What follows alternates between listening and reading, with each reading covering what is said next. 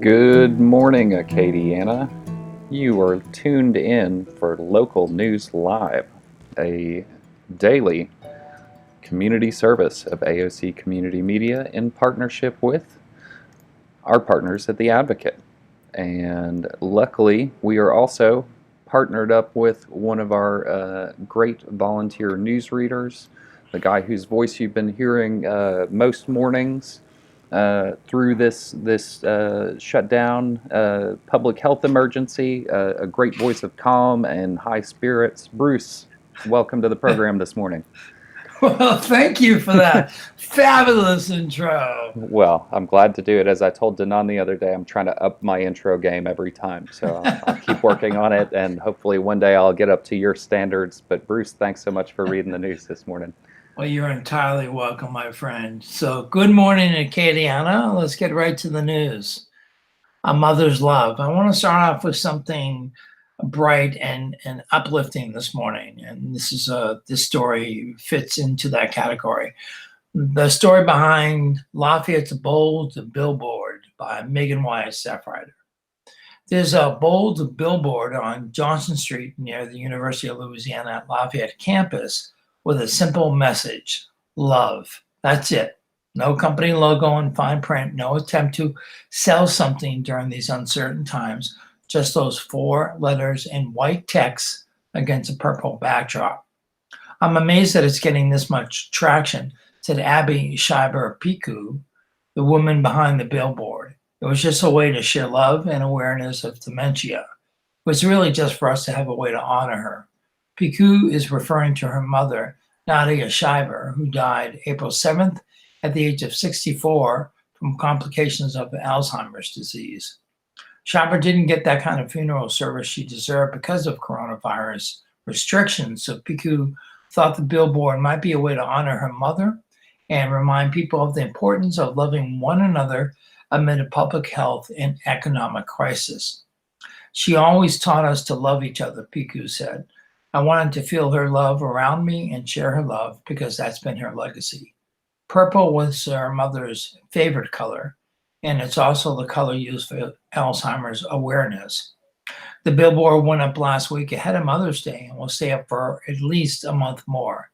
Piku said the sign serves as both a way to commemorate her mom on the first Mother's Day without her, and to honor her mom through the 40-day period since her death, as is tradition in Middle Eastern culture. When asked what her mother would think of the tribute, Piku laughed. I definitely think she would tell me that I was crazy to waste my money on something like that because we grew up kind of poor, Piku said. She would be like, what were you thinking? Or she would tell me I could have donated it to the church. Piku paused to reflect before adding, I also think she would be proud of me that her legacy stuck. The family moved to Lafayette from Jordan in 1986 in pursuit of a better life. Piku was 3 at the time. Although the family found freedom to practice its Christian religion in South Louisiana, things were far from easy for the family. Piku's father died 10 years after the move, leaving her mother to raise 4 children alone. Still, Schreiber pursued her dream of starting a Greek Orthodox church in Lafayette, which first met in her home and eventually grew into Archangel Gabriel Antiochian Orthodox Church on East Lansing Road. She was so proud of that fact, Pico said. When she started getting sick and we told her she couldn't drive anymore, she would sometimes find her keys and steal them and go to church. She was so adorable. It's not like she was going to a boyfriend's house. She was going to church. Schreiber was diagnosed with early onset dementia at just 57 years old. Pico cared for her mother for 5 years before she needed round-the-clock care in a nursing home facility.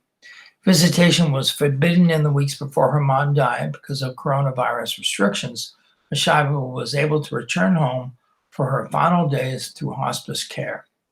Schreiber held on until all 4 of her children made it home to say goodbye.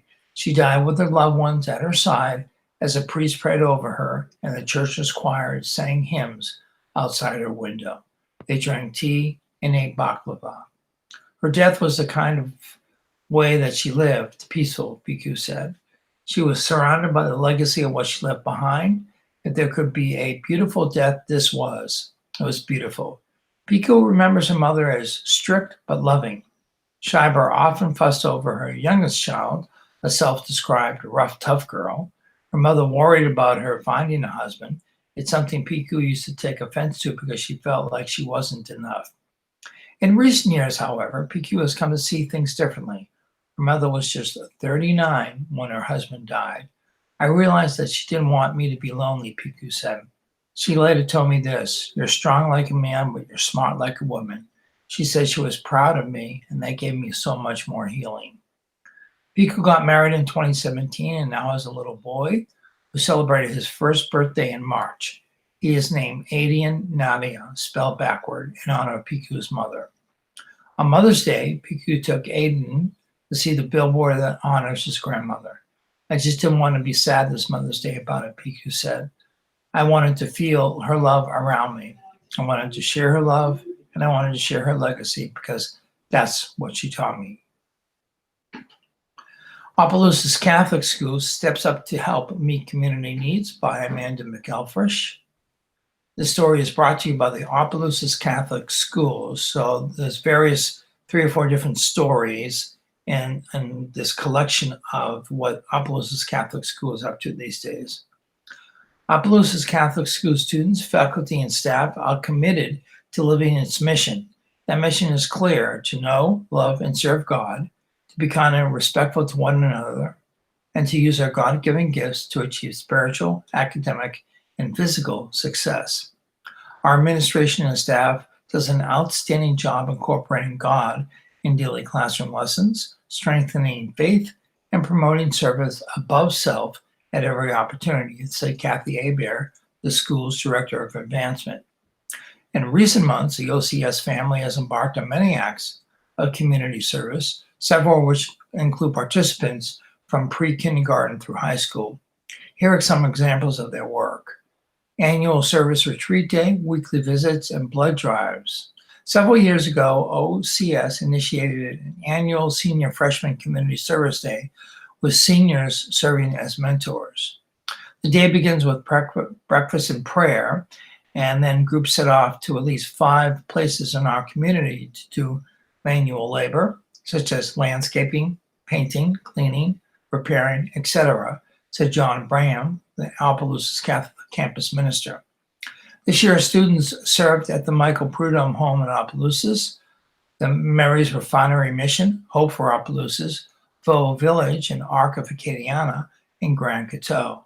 After working for 6 to 8 hours, both classes returned to school that evening for a retreat led by the senior class. In addition, OCS juniors and sophomores visit the nearby Prompt Succour nursing home each week as part of their theology program. Prior to restrictions instituted as a result of COVID-19, students visited nursing home residents to play board games, bingo, and other cards. Other activities include music time and Zumba dancing. High school students of eligible age plus family and friends are invited to participate in the approximately 4 blood drives an Opelousas Catholic holds each year. This year, only 3 drives were held because of the coronavirus. 37 units of blood were donated in those drives. Depending on the number of units collected, LifeShare Blood Center gives a $500 scholarship to a student who gives blood on a regular basis, which is a nice blessing, Bram said. Art projects for the community. Our 2 students in Opelousas Catholic got a real-world experience as professional artists while working on community projects. Our teacher, Cindy Petrie, is an advertising art director, so she is always eager to show her students that art can be a viable career option. Each year, her class begins by scheduling jobs that have been booked with Petrie.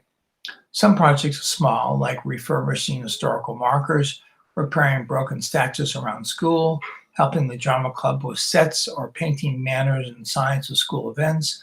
But some community projects can be as large as 10 feet by 40 feet, Petrie said.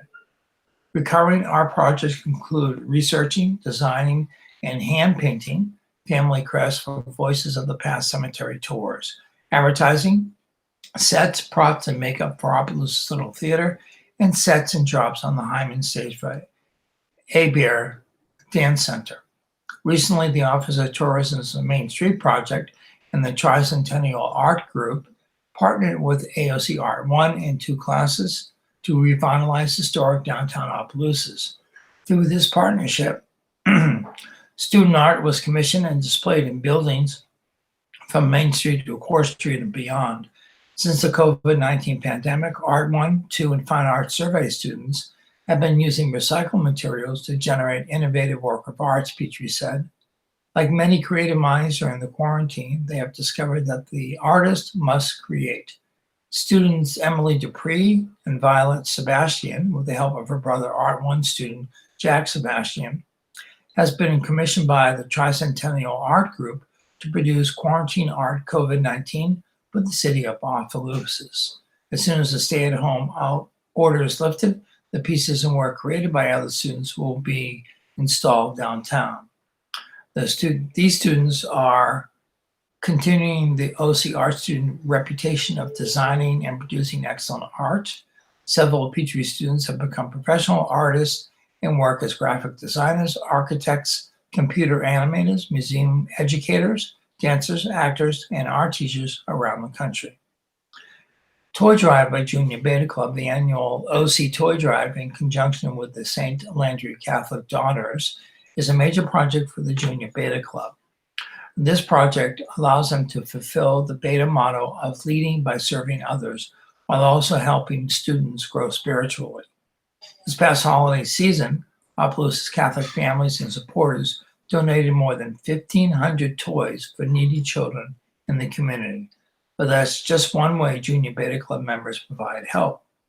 Last spring, our club chose to support Hope for Opelousas as our major philanthropy project.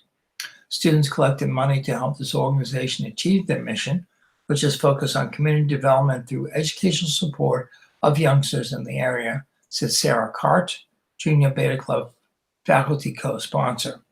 We also participate in the Louisiana State Junior Beta Philanthropy Project each year. Funds for these projects stay in our community. OC Junior Beta Club strives to support others during times of need, and we look forward to serving our community next school year. And food drive by Cathletes. After the OC Cathletes brainstormed about how to give back, President Massey Bergeron and Vice President Olivia Lormond spearheaded a cans food drive at the school to help with the Food for Families food drive. Thanks to the generosity of the OCS family, the Cathletes were able to donate 3 trailer loads of food items to local families this past holiday season. FoodNet complimented our Cathletes by saying they had never seen a donation as large as ours, said Cathletes faculty sponsor Will Petrie. Baby shower to benefit Desmoreau Foundation in keeping with the theme of community during Catholic school weeks. Students and faculty brought in donation for the Desmoreau Foundation of Lafayette.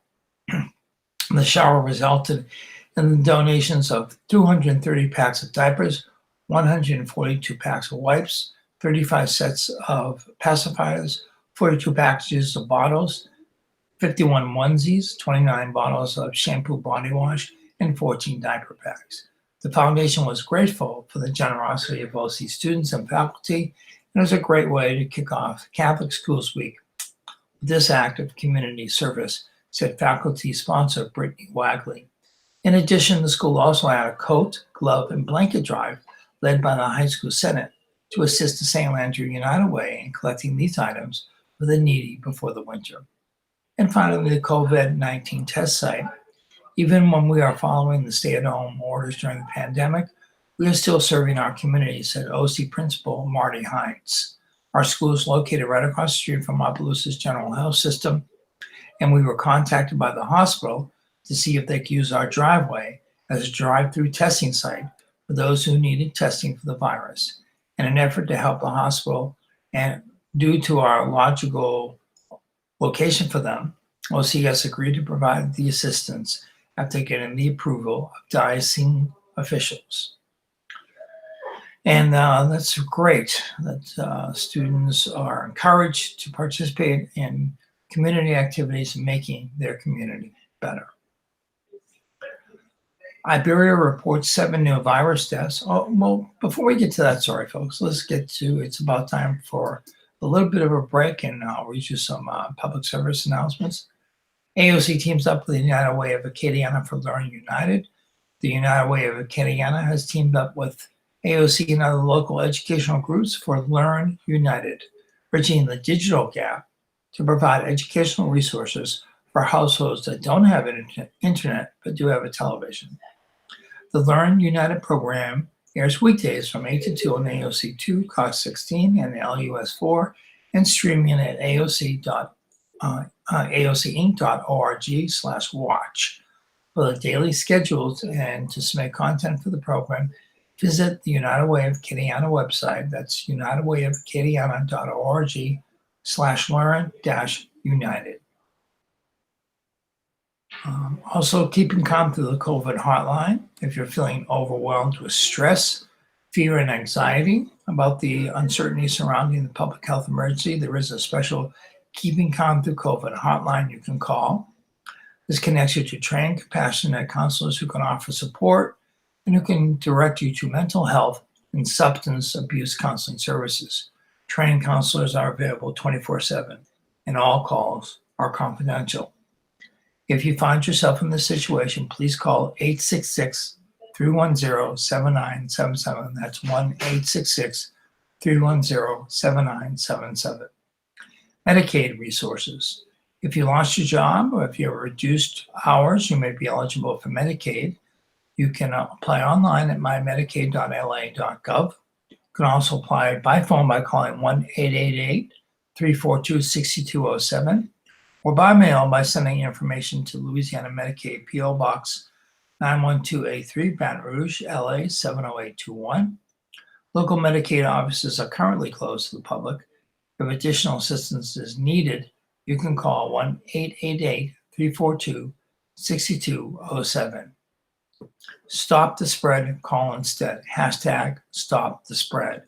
For the latest COVID-19 updates and information locally, please visit www.311lafayette.services. Call centers with volunteers and medical professionals are active 24/7 to answer your questions about COVID-19 and to determine if you need to get screened. You may also call 311 and press option 2 if you are a business owner. Employees are looking for a job to get information about applying for small business recovery loans or apply for unemployment benefits and related programs. All right, turning back to the news, Iberia reports 7 new virus deaths, high number attributed to influx of older test results by Claire Taylor, staff writer.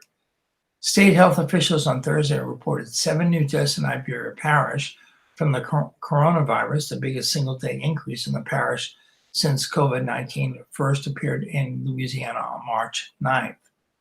But some of the deaths occurred over the past 3 weeks, according to Dr. Tina Stefanski, medical director with the Louisiana Department of Health, Region 4 in Acadiana. They were confirmed as COVID-19 related once lab results were received and validated, Stefanski wrote in an email response to questions about the high number of one-day deaths reported Thursday. This is related to the issue that was mentioned yesterday, the larger than usual increase in cases reported in some parishes as a result of a new lab onboarding with electronic reporting to the Department of Health. Department of Health on Wednesday and Thursday reported big jumps in the number of cases because of an influx of old results only recently submitted by labs. One or more labs on Thursday reported 609 coronavirus cases that dates back to tests administered as early as March, Governor John Bel Edwards said. Statewide, the health department reported an additional 36 coronavirus-related deaths for a statewide total of 2,351. Lafayette Parish had 1 new death reported Thursday. In a daily update, the health department reported a total of 33,489 additional COVID-19 cases across the state, up from 32,662 on Wednesday. Officials said in a news release only 218 of the 827 new cases statewide are from regular reporting. The remainder are from the late reporting lab. In the 7 Acadiana parishes that make up Region 4, 17 new cases were reported on Thursday, bringing the total to 1,690. Demolition may begin next week on former motel, LUS Pay property to be redeveloped into an apartment complex by Claire Taylor, staff writer. Demolition of the rundown LUS Pay motel on University Ave in Lafayette could begin as early as next week. City Council Chairman Pat Lewis, who represents the area, said sales documents were signed and completed Thursday. HRI Properties of New Orleans plans to transform that property and others, including the former Coca-Cola plant, into a 40-unit apartment complex. As early as next week, Lewis said work is expected to begin around the motel, long considered an eyesore on one of the city's major entrances from Interstate 10. Finally, something's going to get done, Lewis said. This needed to be done many years ago. Revitalizing that property in a section of the city that has long been neglected, he said, maybe the catalyst needed to spark further development. The area has been designated as an opportunity zone, which could help attract future investment. In April, the City Council approved the transfer of $1.5 million needed for a loan to help with HRI's Bottle Loft Arts project. The city is the third mortgage holder and would not be paid back for 45 years. $5 million in federal community development block grant funding had been committed to the project, and the Acadiana Planning Commission provided $500,000 to help secure the grant. Lafayette Parish Mayor President Josh Guillory opposed the transfer of $1.5 million to a private developer. UL graduate looks to global travels in chosen diplomatic field, contributed report. Carla Martinez, once inspired to a career in fashion, decided the industry wasn't a good fit after watching a documentary about its inner workings. The film detailed the use of harmful chemicals in the making of some clothes and accessories, and the practice by some companies to rely on cheap labor in developing nations. I still love fashion very much, but I realized I didn't want to be a part of it, Martinez said. Instead, she will earn a bachelor's degree in political science with a concentration in international relations from the University of Louisiana at Lafayette on Friday. Martinez, a history buff, said a teacher at Acadiana High School who knew of her interests suggested she consider studying political science. Martinez quickly took to the idea. I got really interested in foreign policy and how world governments interact in bureaucratic systems. So I was like, okay, political science makes sense, she said. Martinez, 22, enrolled at UL in 2016 because the university's undergraduate political science program offered a concentration in international relations. It was a first step on a path she hopes leads to a job at the U.S. State Department in Washington, D.C., followed by an assignment as a diplomat or consul at a foreign embassy. Martinez, who is from St. Thomas in the U.S. Virgin Islands, moved to Lafayette 7 years ago with a mother and her stepfather who is from Carencro. I grew up in an incredibly multicultural environment. Most of my friends' families were from places like Palestine, Colombia, and Bulgaria. So it's just natural for me to want to work with people who are very different from me, she said. In addition to her education, she is confident that participation in a range of campus activities will help make those aspirations a reality. During her tenure as vice president of Alpha Kappa Alpha sorority, for example, Martinez says she learned to deal with large groups of people, lots of different personalities, and did a lot of planning for events. As a comeback crew volunteer for Soul Camp, SOUL, UL's program to help incoming students make the transition to college life and become campus leaders, Martinez was a liaison between university staff members and other student volunteers. It wasn't my motivation for being involved, but looking back, I've realized I've learned something from just about every experience I've had that will help me in some way in the future, Martinez has accepted a job as a volunteer mobilization and special projects manager at the United Way of Acadiana, where she now works part-time. In spring 2021, she plans to pursue a Master of Business Administration degree at UL with a focus on global management and continue to work in United Way. Then, MBA in hand, she envisions leaving her comfort zone and beginning life as a foreign diplomat. I know it won't be easy and it might not always be glamorous, but I'm pretty open-minded about going anywhere, she said. Okay. All right. We're almost halfway to in our broadcast this morning, and usually we do the day in history and the zodiac or horoscope, as I like to refer to it. But let me read you a couple of public service announcements before we go there. Vitalant seeking plasma donations from recovered COVID patients. In early April, Vitalant, the nation's largest independent nonprofit blood service provider, launched a program in collaboration with hospital partners, the Mayo Clinic and the American Red Cross, to treat COVID-19 patients with convalescent plasma.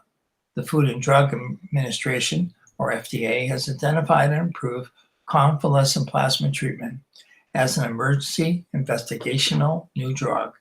It is currently the only antibody treatment available to COVID-19 patients. As such, is a promising new treatment option. Donating convalescent plasma holds the additional promise of helping a critically ill COVID-19 patient turn the corner, said Cliff Newmark, Vitalant's chief of marketing. This procedure complements what is needed every day. Blood donations help patients for a variety of reasons, from surviving trauma to undergoing chemotherapy to receiving an organ transplant. Vitalant is seeking convalescent plasma donors to help patients. Eligibility criteria are prior diagnosis of COVID-19 documented by a laboratory test or a positive serological test for the SARS-CoV-2 antibodies taken after recovery. Complete resolution of symptoms for at least 14 days. Meet all other current FDA donor eligibility requirements to donate plasma. Even with these requirements, there may be additional tests or other criteria required. In some instances, those who have recovered from COVID-19 may be able to donate, even if they did not have an initial laboratory test. Those who meet the above criteria and want to donate plasma are encouraged to apply through the Vitalant website. Vitalant, that's vitalant.org/COVID-free. Excuse me. And for more information, please call 866-287-5762. That's 866-287-5762. Okay, and let's talk about LIDA. And individuals whose hours are being reduced at work or have been laid off from employment and qualify for unemployment insurance benefits. If you're attempting to apply for unemployment insurance and are not able to access an existing online account or need help resetting your password, call Lafayette's Acadiana Workforce Solutions Office at 337-262-5601. Due to high call volume, some calls may not be answered immediately, so please call again at a later time or contact one of Louisiana's other offices for assistance.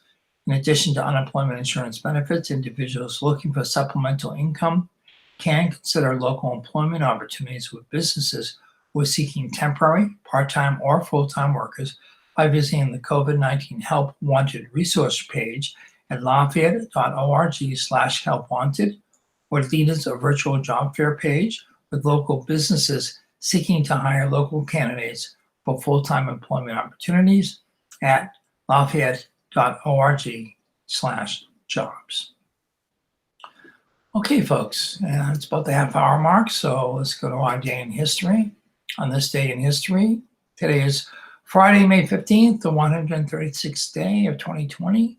There are approximately 230 shopping days left in the year. I say approximately because stores are now beginning today or Monday or this weekend, are beginning to reopen at 25% capacity. And the mall stores will be providing curbside service, I believe, starting today. Today's highlight in history: on May 15, 1948, hours after declaring its independence, the new state of Israel was attacked by Transjordan, Egypt, Syria, Iraq, and Lebanon. On this date, in 1862, President Abraham Lincoln signed an act establishing the Department of Agriculture. 1930, registered nurse Ellen Church, the first airline stewardess, went on duty aboard an Oakland to Chicago flight operated by Boeing Air Transport, a forerunner of United Airlines. In 1942, President Franklin D. Roosevelt signed a measure creating the Women's Army Auxiliary Corps, whose members came to be known as WACS, or WACS, WACS. Wartime gasoline rationing went into effect in 17 eastern states, limiting sales to 3 gallons a week for non-essential vehicles. 1954, the Fender Stratocaster guitar, created by Leo Fender, was officially released. In 1963, Weight Watchers was incorporated in New York. In 1970, just after midnight, Philip Lafayette Gibbs and James Earl Green, 2 black students in Jackson State College in Mississippi, were killed as police opened fire during student protests. In 1975, U.S. forces invaded the Cambodian island of Koh Tang and captured the American merchant ship Marquez, which had been seized by the Khmer Rouge. All 39 crew members had already been released safely by Cambodia. Some 40 U.S. servicemen were killed in connection with the operation. In 1988, the Soviet Union began the process of withdrawing its troops from Afghanistan more than 8 years after Soviet forces entered the country. In 2000, by a 5-4 vote, the U.S. Supreme Court threw out a key provision of the 1994 Violence Against Women Act, saying that rape victims could not sue their attackers in federal court. 10 years ago, Jessica Watson, a 16-year-old Australian who spent 7 months at sea in her pink yacht, became the youngest person to sail around the world solo, nonstop, and unassisted as she arrived in Sydney. 5 years ago, a jury sentenced Shokha Sarnav to death for the 2013 Boston Marathon bombing that killed 3 and left more than 250 wounded. 1 year ago, Alabama's Republican Governor Kay Ivey signed into law the most stringent abortion legislation in the nation, making performing an abortion a felony in nearly all cases. That law remains blocked by court challenges. Today's birthdays: actress-singer Anna Marie Albuquerque is 84. Counterculture icon Wavy Gravy is 84, and anybody from the baby boomer age or maybe even later than that might remember Wavy Gravy, predominantly featured in the Woodstock documentary. Former U.S. Secretary of State Madeleine Albright is 83. Singer Trina Lopez is 83 as well. Actress-singer Lena Kazan is 78. Country singer KT Osling is 78. Actor Chaz Palminteri, 74. Brian Eno, famous singer-songwriter, is 72. Baseball Hall of Famer George Brett, fantastic at the plate, was 67. Musician composer Mike Oldfield is 67. Let's see, actor Brad Rowe is 50. And Olympic gold medal gymnast Amy Chow is 42. Thought for today: martyrdom has always been a proof of the intensity, never of the correctness of a belief. Quote by Arthur Schnitzler, 1862 to 1931. In our zodiac today, Taurus is up first. Do some fact-finding. Be aware of the changes going on around you and stick to the rules and regulations. Be part of the solution, not part of the problem. Gemini, truth matters and truth must be earned, not bought. Take pride in the way You conduct yourself in getting trapped in regrettable circumstances. Backtracking won't be easy. Cancer. Stretch your mind and your plans. It's time to explore what's available and how you can use your skills to get ahead. Changing times means altering the way you do things. Leo, be careful with investments. Join ventures and matters that affect your health and well-being. Stay tight and observe. Sit tight and observe. Time is on your side. Concentrate on physical fitness and health. Virgos, my sign, keep busy and don't get into a spat with a loved one. Problems will escalate if you act on information that isn't verified. Make adjustments to protect yourself against loss. Libras, pick up information and skills that will prepare you for the future. Insight into trends will help make you a wise decision. Pay attention to your health and personal needs. Scorpio, make changes at home that are conducive to expanding one of your interests. A change in the way you live or do things will add to your comfort and entertainment. Sagittarius, consider how best to deal with some controversy that sprouts.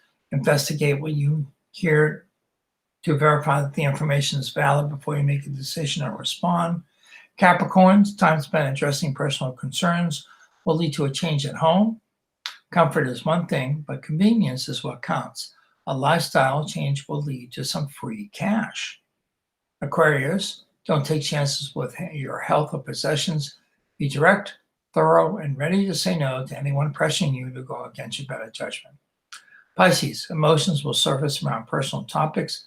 Don't share sensitive information with others or get involved in a joint money venture. Discipline will be necessary to avoid health concerns. And finally, Aries, stick to your plan and take responsibility for your actions. Be smart regarding the information you share. Don't give the wrong impression or say something you might regret. And as always, folks, the horoscope is an entertainment feature not based on scientific fact. Okay, and we have some entertainment news today. So if you're into music, you probably know that Little Richard passed away this past weekend or a few days ago. So I want to read you a little bit about Little Richard and his connection to Louisiana. The originator, Little Richard, rocked out recorded hits in Louisiana, where it began, by John Ward, contributing writer for the entertainment section of The Advocate. His audiences, including the one at his Baton Rouge show in 1957, could be as wild as the music he made with his band, The Upsetters.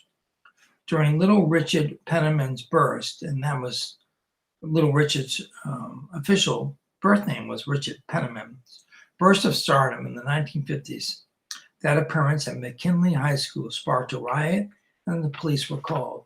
Oh yeah, he said before a January 1998 concert at Casino Rouge, now Hollywood Casino. There was just really something else, but they weren't violent.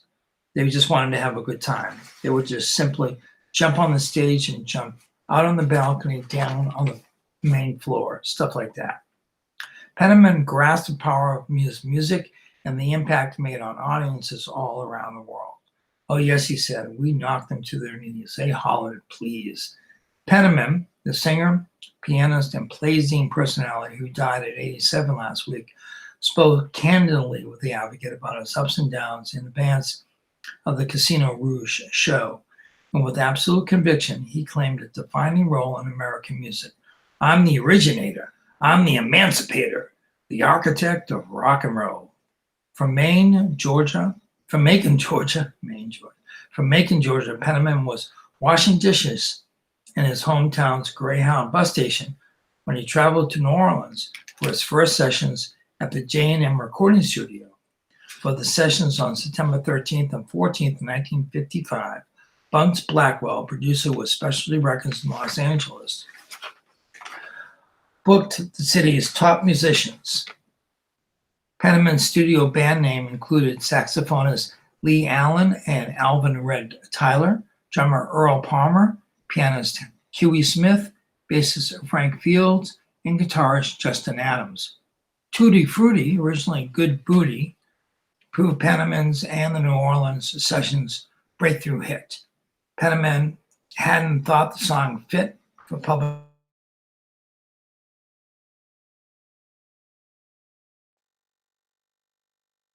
body lyrics. Excuse me. Penniman's subsequent visits to New Orleans yielded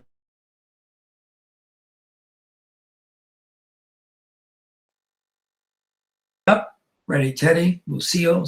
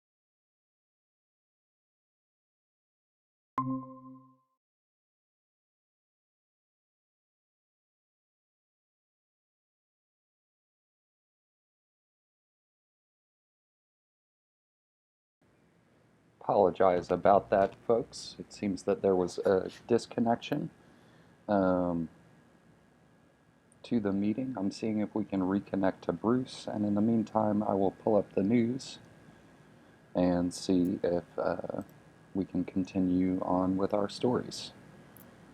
So, Bruce, if you're listening out there, we are connected. Looks like the meeting might have gotten disconnected, but we're back in it now. And I'm just pulling up the news document.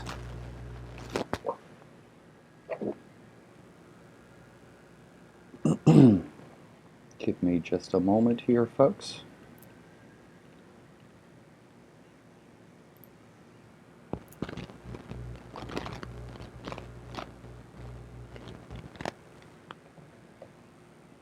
Right.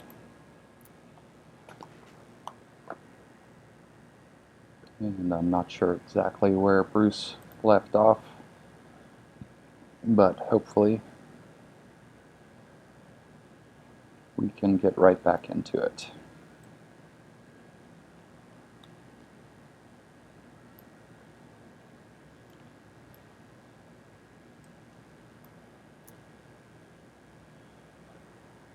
And again, we apologize about any connectivity issues. As you know, we're all working from home, doing our best to continue social distancing even as we open up for business. And I'm just trying to get down to a point where I think Bruce might be have been reading.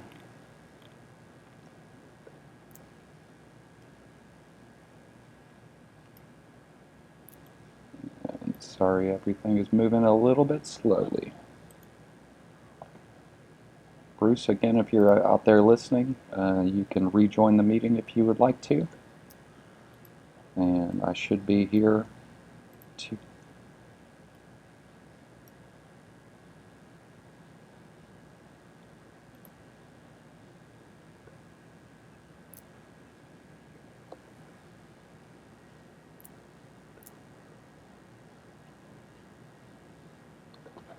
All right. Again, folks, apologize about these connectivity issues. You can see Bruce is still out there listening to the, or rather in the news document. So again, hopefully we'll be able to reconnect to our awesome volunteer reader, Bruce Cohen, as soon as we can. Okay.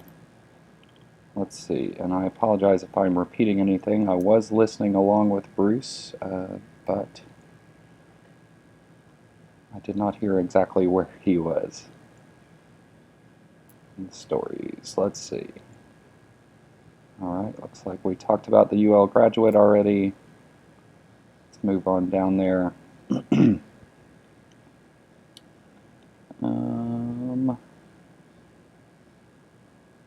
Alright, and let's see. We're going to start with this story again. I apologize if this is a repeat. Suit seeks early release for youths in prison, lacks hygiene testing, cited by advocates, by Matt Sledge, staff writer. Advocates filed a federal civil rights lawsuit on Thursday seeking better conditions or outright release for the children and teenagers locked up in Louisiana's juvenile prisons, which have experienced a serious coronavirus outbreak. They allege lax hygiene and inadequate testing have been endemic in the youth prison system. The lockups have said that 28 youths and 41 staffers have tested positive for coronavirus. The real numbers might be much higher if the State Office of Juvenile Justice tested more people, the lawsuit alleges. In a declaration attached to the suit, one mother said her son hasn't received a mask despite being housed in close quarters with 11 other kids, and described him wearing a t-shirt wrapped around his face during a phone call. The staff are coming back and forth into the facility, and my son is scared of getting sick. I am worried about my son's safety and well-being, the woman said. The suit was filed against Governor John Bel Edwards, State Department of Public Safety and Corrections, Acting Deputy Secretary Dusty Bickham, and other officials in Baton Rouge, U.S. District Court, by the nonprofit Promise of Justice Initiative, the Juvenile Law Center in Philadelphia, and the national firm O'Melveny and Myers. The case has been assigned to Judge John W. Gravels. The state incarcerates hundreds of juveniles in 4 youth prisons known as secure care facilities that have been racked in years past by inadequate staffing, violence, and escapes. Advocates allege that the system has responded poorly to the coronavirus pandemic. 2 weeks into the advent of Louisiana's coronavirus outbreak, former Office of Juvenile Justice Deputy Secretary James Buke resigned without explanation. He was replaced by Bickham. Youth prison system officials have said that they have responded to the crisis by limiting visitors, screening people who enter facilities, and distributing personal protective equipment. Short on guards, the state has also sent in juvenile probation and parole officers as security, but the state hasn't been able to stop riots and escapes. Most recently, the breakout of 8 juveniles from the Swanson Center for Youth in Monroe on Saturday. However, some of the state's preventative measures have gone too far, the lawsuit alleges. Advocates claim that children are being held in dorms for their cells for 23 hours out of the day. Educational programs have been halted because teachers are banned, they say. Exposing children to grave medical risk while simultaneously shutting down programming is truly the worst of both worlds, said Marcia Levick, an attorney at the Juvenile Law Center. Stripping children of their liberty in the name of treatment, but instead locking them in highly confined spaces, flips the public health strategy on its head and ignores the constitutional rights of children in state custody. Advocates want children to receive more teaching and free access to video calls with their families, they say. They say youth should be released if they've contracted COVID-19, if they have pre-existing conditions like asthma, if they were already eligible for furloughs, or if they are near the end of their sentences. Meanwhile, they are also raising questions about the state's testing practices. According to their calculations, fully 97% of the youths who have been tested have been positive, which suggests more should be swabbed. The Office of Juvenile Justice didn't immediately comment on the lawsuit or the latest testing statistics. The state said in a daily update on its website that all 28 youths and 16 staffers have recovered, but it didn't say how many have been tested. Edwards said that the youths with COVID-19 experience mostly minor symptoms. The lawsuit is only the latest legal salvo against Louisiana lockups during the coronavirus era. Lawyers have asked for their clients' release from a federal prison in Allen Parish, a secure mental hospital in East Feliciana Parish, and the crowded St. Tammany Parish Jail. So far, federal judges have been reluctant to intervene, however. U.S. Judge Terry Doty, who oversaw the case against the federal prison where 8 inmates have died, said he did not want to make himself the institution's de facto superwarden.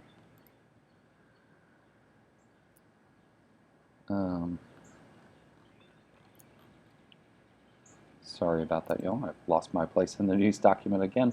But I'm actually going to try and get in touch with Bruce to see, because I will have to either end the news at the 9:56 time, or if I can get back in touch with Bruce, then we can have him go on for his planned continued reading on AOC's YouTube and Cypress Street. So let me see if I can reach out to Bruce via phone, if you'll bear with me. I'm just going to pull his number up here and give him a call, and we'll see if he picks up, because I don't know, he may not know that he's disconnected from the meeting, because I know he normally doesn't keep that page open at the same time. So I'm calling him on the phone right now, and I'm going to ask him if he knows he's disconnected from the meeting. Because again, he's doing it all on his computer at home. We thank Bruce for his volunteering every morning. He's been a great help as we are continuing to deliver the news during this public health emergency.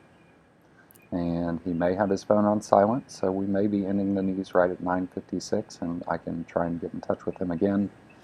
All right, yep, and I'm getting his voicemail. So what we're going to do is we're going to continue on, if I can find the next story to read. I'll just go down to the bottom of the list here and see what we have down near the bottom. All right, Bruce already did Today in History, so let's see, it looks like we have a little bit of a sports story here, maybe. So let me see if I can read a little bit of that sports story before we end our broadcast at 9:56, as usual. All right, so this story is headlined, LSU Doc Gives Fans Up-Close Looks from Peyton's Speech to Scenes Inside the Booth, by Wilson Alexander, staff writer. LSU had a chance to relive its national championship campaign Wednesday night with the airing of One for the Ages, a documentary of the 2019 season. Mixed with behind-the-scenes footage, post-game interviews, and game film, the documentary provides a recap of Tigers' undefeated season. Here are the most memorable moments from the hour-long film, which opens in preseason camp and stretches through the national title game. Sean Payton appearance. Early in the broadcast, New Orleans Saints coach Sean Payton appears at a coach's clinic. The footage is used to help explain why LSU hired passing game coordinator Joe Brady from the Saints.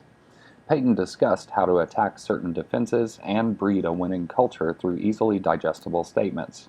The speech impressed Orgeron, then Payton emphasized the importance of the quarterback position, and the documentary cut to a preseason interview with quarterback Joe Burrow.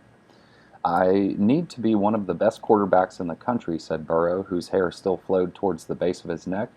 "If we want to reach our goals and finish number 1 in the country instead of number 6, I need to be up there with Trevor Lawrence and Tua Tagovailoa. That's my goal going into the season." Orgeron, "He's going to take us as far as we can go." Ed Orgeron up close. Orgeron's methods for motivating a team before games have become the stuff of legend. Multiple times, the documentary gave a glimpse of his pregame speeches, beginning with the LSU's first Southeastern Conference game against Vanderbilt. SEC play, Orgeron said, screaming so loud his voice strained. LSU Tigers go to war. The film later showed Orgeron coaching senior defensive lineman Rashard Lawrence at practice, and after LSU's 23-20 win over Auburn, it reused a conversation between the coach and Auburn's defensive lineman Big Cat Bryant and Marlon Davidson. Again, if you want to hear the remainder of this story, you can head over to our YouTube channel, AOC Community Media on YouTube, or head over to Cypress Street Radio, where we will finish out this story at least, and if we can get reconnected to Bruce, I believe he has some more stories for you. First round pick, Orgeron said, first round pick. Just like I told y'all in recruiting, hey, I'm proud of you guys. Soon, Orgeron appeared in the locker room. He yelled encouragement to the players, and the documentary began transitioning to the Alabama game. As hype gathered before one of the most anticipated matchups of the college football season, Orgeron instructed LSU how to approach the upcoming game. Keep your mouth shut, Orgeron said. Don't say a word. We don't need to win the game on the Twitter machine. We're going to win that game on the field, and we're going to win it with effort. Inside the booth, the end of the documentary featured snippets of conversation between Brady, offensive coordinator, and Steve Ensminger, and Burrow during LSU's postseason games. The trio led LSU's record-setting offense, and these moments let viewers see how they work together in the middle of games. During the section about the college football playoff semifinal against Oklahoma, Brady told a sideline assistant to put Burrow on the headset. Brady and Ensminger coached from the booth and could not speak with Burrow in person before the possessions. All right, Joe. Couple of thoughts here, Brady said before listing potential plays. This is a huge drive right here, man. Let's go right down the field right now. Later, Ensminger spoke with Burrow on the headset. They discussed what to run against the defense with two high safeties if the cornerback dropped into deep coverage. Once LSU reached the national championship, the documentary showed more of Brady and Ensminger working together to dissect Clemson's defense, which finished the season ranked number 3 in scoring. Play with the system, everybody, Brady said. Play within the system. When Clemson ran a cover 2 scheme, Brady said to target wide receiver Jamar Chase. Ensminger asked Burrow if he wanted to avoid pre-snap motions.